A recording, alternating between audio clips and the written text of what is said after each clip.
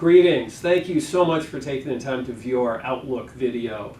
Please forgive the use of a somewhat overused expression here, but as we enter the third quarter with Greece continuing to be a fiasco, with the Chinese economy flagging and the Chinese A shares plunging, not to mention the U.S. stock market really flatlining, and concerns about what higher interest rates in America will do to our economy and our stock market, investors understandably right now are very concerned. Anxiety is high and volatility is also high. It's against this backdrop, however, that our thesis remains that as we get into the second half of the year, the economy is going to continue to gather momentum, stock prices will rally, and contagion will be avoided in Europe. As such, we think it's very appropriate that clients do in fact keep calm and carry on with the allocation they have now, because we think portfolios are appropriately allocated for this sort of scenario. Now, the number one concern on people's minds, of course, is Greece. And the takeaway here is that a contagion is very, very unlikely. Greece has really been reduced to headline risk, which means volatility for the market. Now, 4 years ago, that wasn't the case. 4 years ago, here we have March 2010 data showing commercial banks' holdings of Greek debt.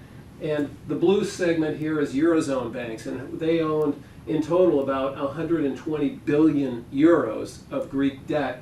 The red signifying U.S. bank holding of Greek debt, and the green portion UK banks. And so the point is, if Greece were to have defaulted on their debt in 2010, there was a very real possibility of a contagion, a sort of domino effect of bank failures extending onto Portugal and Italy and so forth. That is not the case now, because the banks knew what we all knew, and that was the Greeks weren't good for this debt. And because of that, they spent a good part of the last 5 years offloading that debt. It's essentially been transferred from the commercial banks into the European Central Bank and member nations. They're the ones that are essentially holding the bill now. So if Greece were to default on their debt, it's not a matter of bank contagion, it's a matter of central banks having to raise the funds in order to pay that, which again translates to volatility, not really financial contagion. Now, the Greek economy, there's a lot of fatigue about hearing about Greece because it's an economy the size of Connecticut. Shifting gears, however, to the largest economy in the world, the U.S., we began the year very, very flat. It was what we call a winter funk that we had, because we began with a West Coast port strike, very severe weather. We had energy prices plunging, which of course hurt jobs and hurt manufacturing. But things have really changed. If you look at housing starts, they're up 50% versus the first quarter. U.S. economy, as far as jobs go, we just saw the lowest unemployment claim in 15 years. So if you haven't been laid off, you're not going to. And if you remember back to our outlook for the year, we said 4 basic takeaways that you should remember. One was which Main Street was going to do better than Wall Street.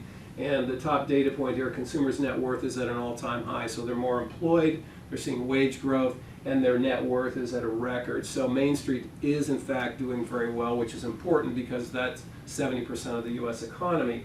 One of the things that has continued to drive the U.S. economy is the rebound in housing. What we're plotting here is just one data point on housing. It's new home sales, which of course, like all housing data, plunged in 2008 and 2009 and has been grinding its way back since. But you'll note that there really was sort of a plateau at about 450,000 units for really the bulk of 2013 and 14, and now we've started to see a real breakout closer to 550,000 units. That's important because not only is that the biggest asset for investors, but more importantly, it signifies consumer confidence. Their confidence in their stability of employment, their confidence in visibility for income, and of course to be encumbered through debt. So the new home sales is really important. It also helps with job creation, also in another part of the market that's been hurting. With respect to interest rates, the takeaway here is that for 2 years we've been saying rates are going to climb, and in fact this is a year that it's actually happening. We have only one data point here on the slide, 5.4 million. That's the most job openings since 2000. And the shift has really been significant over the past year or so between the power going from employers to prospective employees. We gave anecdotal evidence back at the beginning of the year saying that some of our clients used to post jobs, they'd get 200 applications, now they're getting about 20. And the next step there in the progression is having to pay higher and higher wages to attract the people with the requisite backgrounds that they need. And so the connecting the dots from that sort of evidence is as wages go up, because the cost of labor is about 2/3 of the cost in the system. in the economy. It's not commodities and raw materials, but it's labor that really drives it. So as wages go up, so does inflation, and inflation expectations, ultimately higher interest rates. Now, investors don't wait for the Fed, though, to raise rates. Rates start to move in anticipation of that, and as evidence, we're plotting the yield on the 10-year Treasury since the beginning of the year. It troughed at a yield of 1.66 in February, and now it stands at about 2.3. It's been as high as about 2.5% until the concerns about Greece caused a bit of a flight to quality and yields to trend down. But the fact is, rates are trending higher in the U.S. finally, and it's not just the U.S. Here we're plotting the yield on the 10-year German Bund. Germany was really dramatic. They actually had negative yields out to about 8 years of maturity, but 10 years got a yield as low as 7 basis points here as recently as May, but now it's up to about 80 basis points. So the yield complex is what we call normalizing, not only an absolute yield, but also relative yield, the difference between different countries' yields. Normalizing higher interest rates, we have portfolios positioned in anticipation of higher rates. With respect to the stock market here in America, it's really been kind of a narrow trading range. The U.S. large cap market's been flatlined, if you will. S&P was as high as 3.5% positive. It's been negative to about 2%. The fact is, today, it's up about 1% as we enter the third quarter.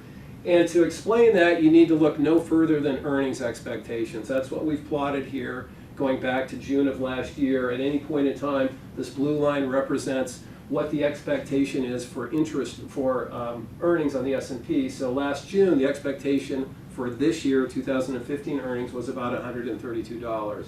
As we progressively got towards the end of last year and into this year, earnings expectations have fallen. Why? They've fallen for two main reasons. One, the strong dollar hurt earnings translation from foreign sales as was brought back and expressed in dollars. And two, a huge force was the plunging oil prices, because earnings on the S&P sector that is energy has been cut in half, which reduced earnings on the S&P by about $10. So the math means that earnings went from 130 something to right now the expectations are 119.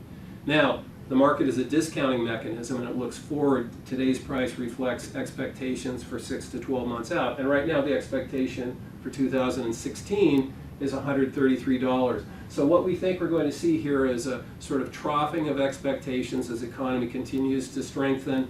Expectations will rise. We've already absorbed the shock of strong dollars and plunging oil prices, and the market, we think, will adjust to that. PEs right now are about 17 times earnings. We think with $133 in earnings, it will trade more as like 15 times, 15 and a half times, meaning that there's upward momentum here in the latter half of the year as we move into discounting next year's earnings on the S&P. So to summarize, Greece is really headline risk, not contagion risk. We think that the U.S. economy is out of its winter funk and is going to continue to gather momentum. That's good for Main Street. Rising wages are a precursor to higher interest rates. At long last, the rates have already started to move, not only here but abroad, particularly in Europe, where quantitative easing, we think, is working. Domestic equities, as we just showed on the previous page, are probably going to stay in this sort of narrow trading range, range-bound, if you will, until earnings expectations start becoming higher and higher, ratcheted upward. We think the market will follow.